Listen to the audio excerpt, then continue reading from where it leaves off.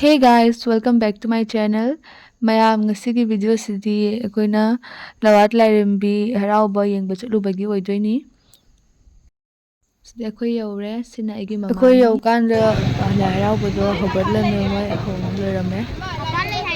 ꯑꯩꯈꯣꯏꯅ ꯆꯠꯂꯤꯁꯦ ꯑꯔꯣꯏꯕ ꯅꯨꯃꯤꯠ ꯑꯣꯏꯗꯣꯏꯅꯤ, ꯈꯣꯔꯤ ꯐꯥꯕ ꯍꯥꯏꯔ ꯑꯗꯨ ꯅꯨꯃꯤꯠꯇꯨ ꯑꯣꯏꯗꯣꯏꯅꯤ꯫ ꯁꯤ ꯃꯥꯏꯕꯤ ꯖꯒꯣꯏ ꯁꯥꯕ ꯍꯧꯈ꯭ꯔꯦ꯫ ꯁꯤꯅ ꯑꯩꯒꯤ ꯏꯅꯥꯎꯄꯥꯒ ꯃꯥꯏ ꯃꯃꯥꯟꯅꯕꯒ ꯃꯌꯥꯝ ꯍꯧꯖꯤꯛ ꯈꯣꯔꯤ ꯐꯥꯕꯒꯤ ꯃꯇꯥꯡ ꯌꯧꯁꯤꯜꯂꯛꯑꯦ꯫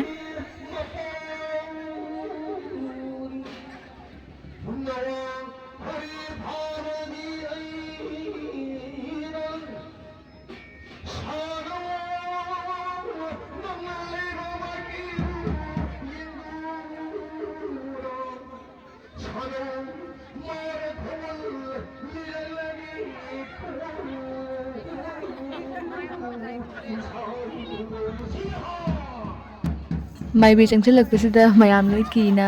ꯆꯦꯟꯊꯣꯛꯅꯕ ꯍꯧꯅꯔꯛꯑꯦ꯫ ꯑꯩꯁꯨ ꯀꯤꯅ ꯃꯅꯤꯡꯂꯣꯝ ꯆꯦꯟꯈ꯭ꯔꯦꯕ, ꯑꯗꯨꯒ ꯚꯤꯗꯤꯑꯣꯁꯤꯅ ꯃꯃꯥꯅ ꯅꯝꯍꯧꯕꯅꯤ꯫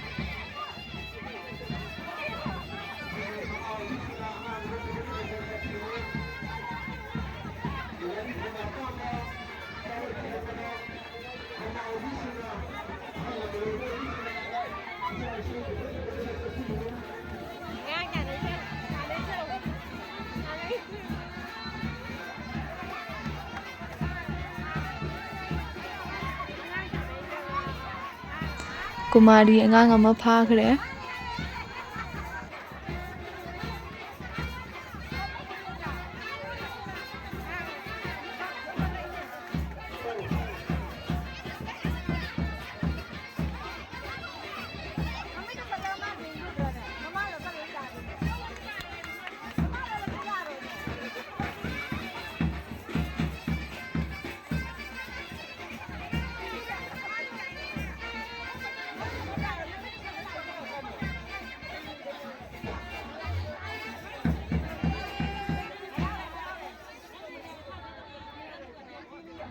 ꯑꯁꯤ ꯂꯣꯏꯔꯒ ꯃꯣꯏ ꯀꯩꯀꯩ ꯂꯥꯏ ꯈꯨꯔꯨꯝꯒꯗꯕ ꯀꯩꯀꯩ ꯊꯕꯛ ꯊꯧꯔꯝꯁꯤꯡ ꯇꯧꯅꯈ꯭ꯔꯦ꯫ ꯆꯪꯁꯤꯜꯂꯕꯅꯤꯅ ꯑꯩꯈꯣꯏꯁꯨ ꯍꯜꯂꯝꯗꯥꯏꯒꯤ ꯆꯥꯛ ꯍꯥꯟꯅ ꯆꯥꯊꯣꯛꯄꯒꯤ ꯆꯪꯉꯛꯑꯦ꯫ ꯁꯤ ꯑꯗꯨꯝ ꯃꯣꯏ ꯂꯥꯏ ꯍꯔꯥꯎꯕ ꯀꯥꯡꯕꯨꯅ ꯁꯨꯝ ꯁꯤꯟꯕ ꯆꯥꯛ ꯏꯟꯁꯥꯡꯅꯤ꯫ ꯁꯤꯗ ꯆꯥꯕ ꯂꯣꯏꯔꯦ ꯑꯩꯈꯣꯏ꯫ ꯉꯁꯤꯒꯤ ꯚꯤꯗꯤꯑꯣꯁꯦ ꯁ꯭ꯋꯥꯏꯗ ꯁꯨꯝ ꯂꯣꯏꯁꯤꯟꯖꯔꯒꯦ꯫ ꯅꯨꯡꯉꯥꯏꯕ ꯇꯥꯔꯒꯗꯤ ꯂꯥꯏꯛ, ꯁꯤꯌꯔ, ꯀꯃꯦꯟ ꯑꯦꯟ ꯁꯕꯁꯀ꯭ꯔꯥꯏꯕ ꯇꯧꯕꯤꯔꯝꯃꯨ ꯃꯌꯥꯝ꯫